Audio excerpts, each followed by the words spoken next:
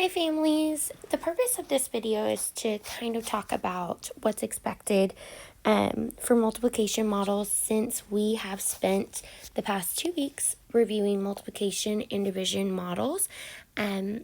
Now this video can help you kind of understand what your learner has been learning in class, but also this could be used to review with your child. I wanted to give you some background information though. Here I have the second grade standards listed for you in regards to multiplication and division. It's really important to realize that in second grade, they actually already worked on modeling, creating, and describing contextual multiplication situations and division situations. The focus here was the models and not a product or answer. Okay, so they weren't working on knowing the facts at all by memorization. They weren't working on any of that. They really needed to have a strong foundation in understanding the representations and those contextual situations for multiplication and division.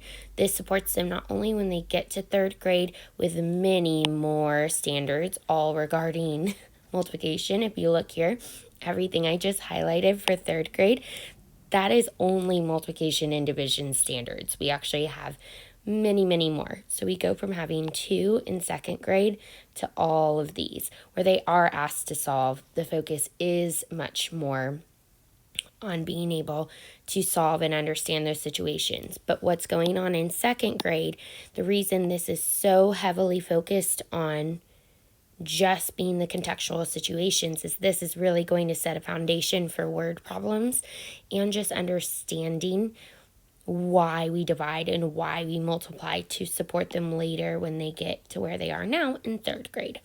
So this week and last week, actually the past 2 weeks, they worked on their models. For the purposes of this video, I kept what they should have based on the second grade Texas state standards.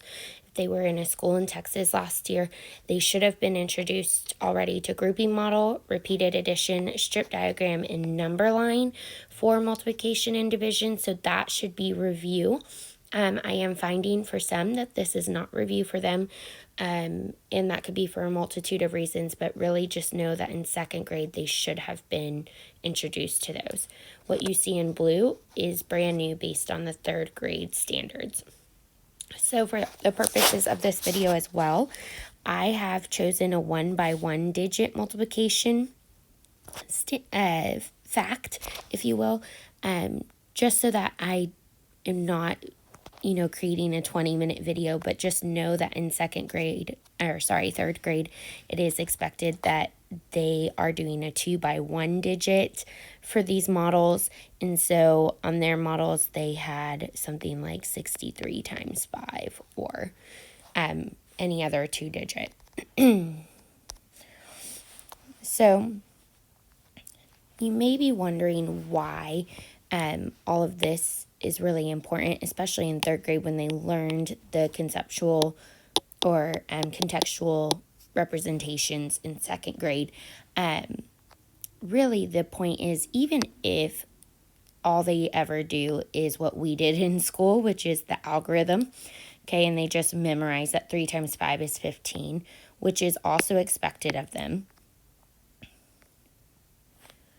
They still need to know these models because they may be asked on the STAR test or another state test or tests in their future to analyze these models to show their understanding of the models. So what we teach them in second grade and review in third grade is that this symbol here, the multiplication symbol, really means groups of. And if you're a kiddo following along, hopefully this is review for you, groups of. So remember, this actually means 3 groups of 5. So for a grouping model, that means we would show that as 1, 2, 3 groups with 5 in each. 1, 1, 2, 3, 4, 5. 1, 2, 3, 4, 5. 1, 2, 3, 4, 5. So 3 groups of 5. On a test, for example, it might ask which expression does this grouping model represent? And I can almost guarantee you that there would be something like this. 5 times 3, 3 times 5, or, 15 divided by 5. And that's where they're going to try and trick you, is here, because it cannot be 5 times 3, because even though that gives us the same product, it is not the same as 3 times 5, because this representation would actually be 5 groups of 3 in each. So that's just a good example of why we focus on these models. Okay, and why in 2nd grade we told them 3 groups of 5 is not the same as 5 groups of 3, even though we know now that you can flip the factors and get the same product. It is not represented in the same way. This will also help them immensely with word problems. Okay, repeated addition. You would basically add 5 3 times, or you could add 3 5 times.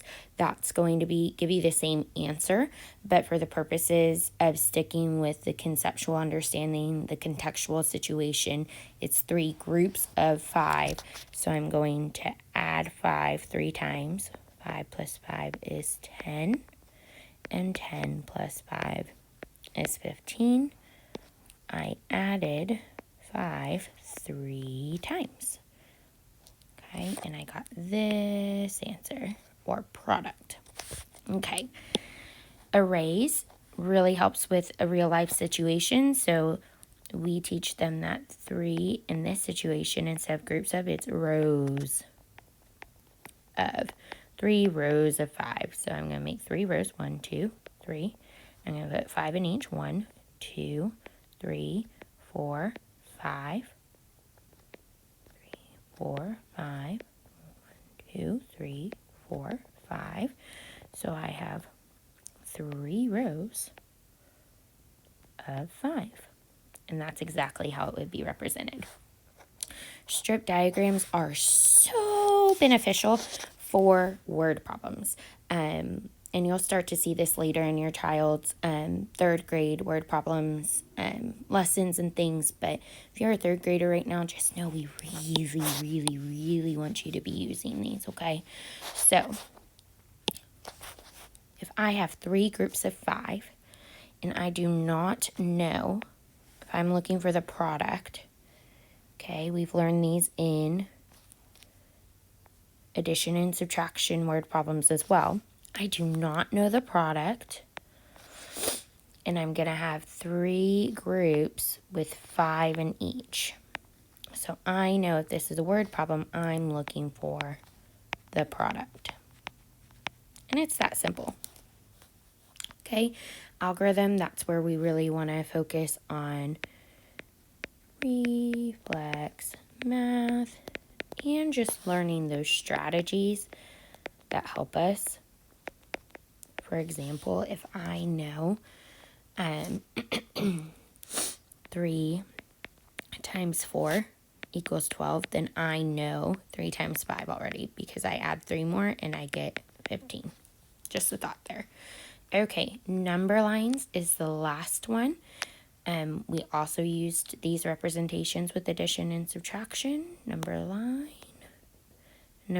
always starts at the number 0. So that's one thing a lot of us kept missing, was we start at 0, not at 3. Okay, and we're going to do 3 hops of 5.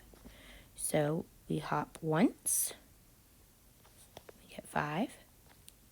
We're going to hop another 5, and we're going to get 10. And we're going to hop another 5, and we get 15. 3 hops of 5.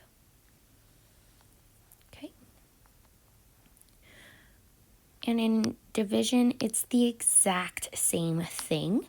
But here you have repeated subtraction. And your number line goes backwards. So